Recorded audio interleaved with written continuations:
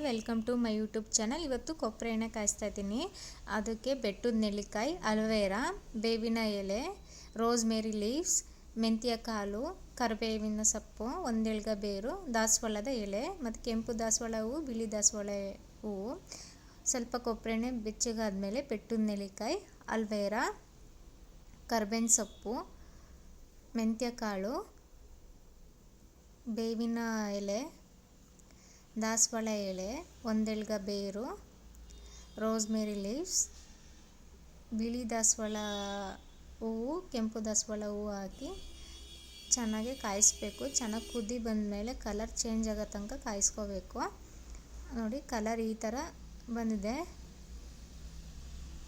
ನಾವು ಹಾಕಿರೋ ಪದಾರ್ಥ ಎಲ್ಲ ಫುಲ್ಲು ಮೆಲ್ಟ್ ಆಗಬೇಕದು. ಚೆನ್ನಾಗಿ ಬೆಂದ ಮೇಲೆ ಅದು ಕಲರ್ ಚೇಂಜ್ ಆಗಿ ಈ ಥರ ಕಲರ್ ಬರುತ್ತೆ.